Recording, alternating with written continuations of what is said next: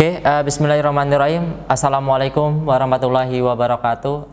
Salam sejahtera untuk rekan-rekan semuanya dimanapun rekan-rekan berada saat ini. Kita bertemu lagi untuk perkuliahan online pada pertemuan di mata kuliah Matematika Ekonomi, khususnya yang akan kita bahas di sini tentang penerimaan total. Ya, jadi kita masih ada keterkaitan dengan perilaku produsen di sini. Ada beberapa hal yang harus teman-teman kuasai berkaitan dengan materi ini, dan itu menjadi pokok yang harus teman-teman perhatikan agar teman-teman mampu nanti mengerjakan evaluasi atau mengerjakan latihan untuk berkenaan dengan hasil akhir teman-teman berkaitan dengan materi tentang penerimaan total. Yang pertama, teman-teman harus tahu tentang konsep untuk penerimaan total itu sendiri seperti apa. Yang kedua, teman-teman harus bisa mampu untuk menghitung penerimaan total. Yang ketiga, teman-teman berkaitan dengan kurva, harus bisa menggambarkan kurva. Pada materi-materi sebelumnya udah kita pelajari tentang fungsi kuadrat pada permintaan, pada penawaran. Nah, saat ini kita fokus di penerimaan total. Nah, ada gambar yang mengilustrasikan bagaimana sih siklus untuk suatu aktivitas yang terjadi di pasar. Dan saat ini teman-teman sudah paham betul bagaimana sih mekanisme pasar, struktur pasar itu seperti apa, jalannya kegiatan di pasar itu seperti apa. Disitulah nanti akan muncul adanya materi yang akan kita bahas di sini, yaitu penerimaan total. Karena kenapa? Penerimaan total itu bagian daripada aktivitas transaksi jual beli atau transaksi dalam artian suatu kegiatan produksi. Nah, penerimaan total, kalau kita membahas tentang penerimaan total, ya suatu imbalan yang diperoleh akibat aktivitas suatu kegiatan usaha. Usaha apa itu?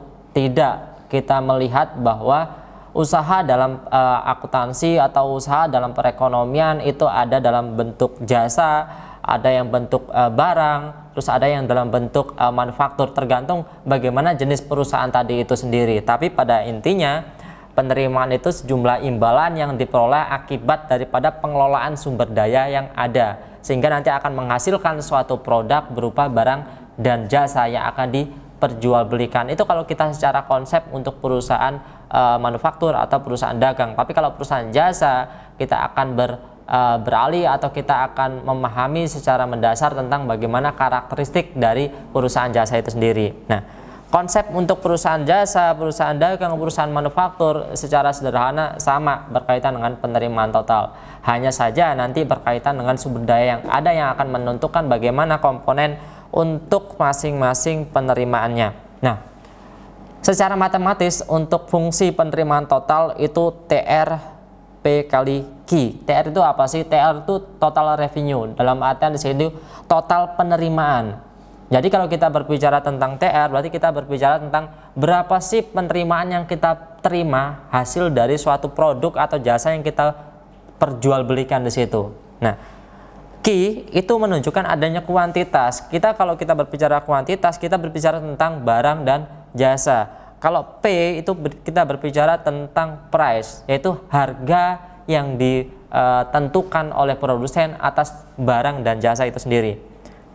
Nah, di gambar di layar tentu teman-teman bisa paham di situ ada kurva yang menunjukkan adanya di situ ada titik puncak untuk sumbu X, di situ ada min B per 2A, dan titik puncak untuk sumbu P atau dalam artian di situ maaf tadi Q, dan yang P di situ ada min D per 4A, diskriminannya di situ.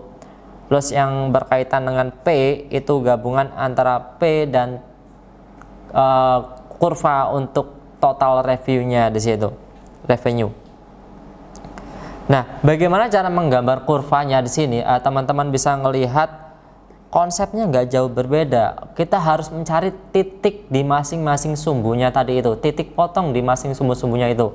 Bagaimana? Kita asumsikan masing-masingnya itu atau salah satu dari titik sumbu tadi itu sama dengan 0. Kalau kita di situ kita mencari titik potong di sumbu X, maka kita asumsikan P sama total revenue-nya itu 0.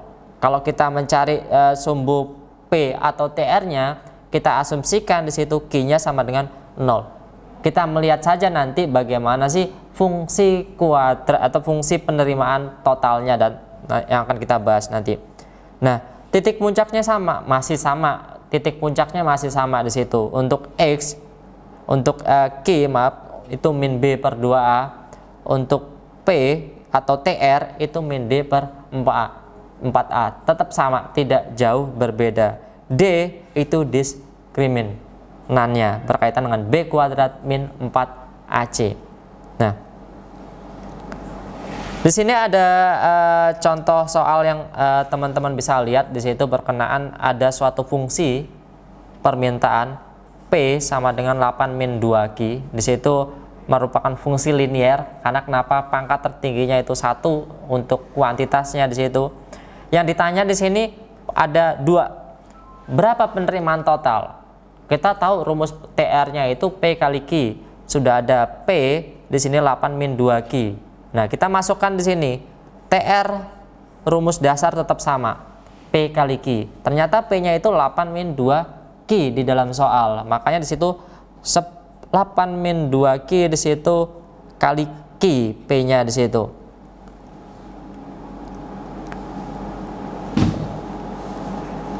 Delapan min 2Q kali Q. TR-nya 8Q min 2Q kuadrat. Itu di soalnya itu berkaitan dengan 8 min 2Q dikali dengan Q. Ada revisi itu berkaitan dengan TR-nya bukan 10 min 2Q tapi 8 min 2Q. Maka ketemunya nanti 8 min 2Q kuadrat. Nah, kita mencari total revenue untuk titik puncaknya sama min B untuk per 2A untuk kuantitasnya, min D per 4A itu untuk titik price-nya atau TR-nya atau total revenue-nya. Sudah ketahuan di situ nilainya untuk ABC-nya, tinggal kita masukkan ke dalam suatu persamaan untuk min B per 2A, min D min 4A. Di sana di situ min B-nya di situ 8, sudah jelas di situ koefisien daripada kuantitasnya. Apakah C ada? Enggak ada di sini karena nilai konstantanya di sini 0. Makanya kita masukkan di sini 0. Karena di sini cuma ada ada B, koefisien B sama koefisien A-nya, sehingga nanti titik akhirnya itu 2,8. Sudah jelas di situ teman-teman bisa memasukkan untuk poin koefisien A, B sama C-nya.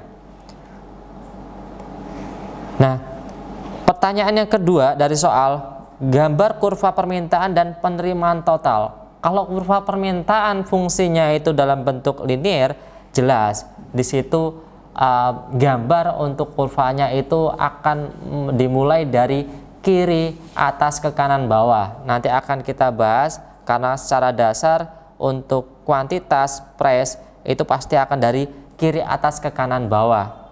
Karena di sini apa? Ini fungsi linier, maka akan membentuk garis lurus. Beda nanti untuk fungsi non-linier yang akan membentuk garis melengkung yang akan membedakan nanti gabungan antara fungsi linier sama fungsi non-linier. Di sini akan tergabung suatu kurva yang bergerak dari garis lurus dan kurva lengkung. Itu nanti titik akhir karena di sini dua permintaan dengan dua mekanisme yang berbeda.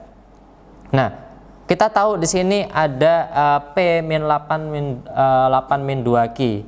Kita asumsikan masing-masing atau salah satu sumbu itu 0. Satu yang pertama di sini Q sama dengan 0.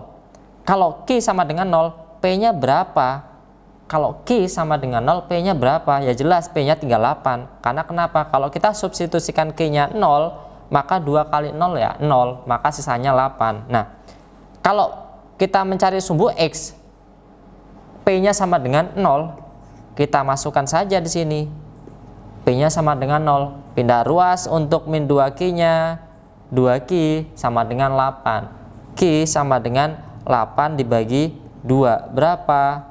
4. Nah, titik dari 4,0 di mana di sini kuantitas sama P itu menunjukkan bahwa adanya untuk titik potong pada kurva permintaan. Nah, beda dengan kurva penerimaan total.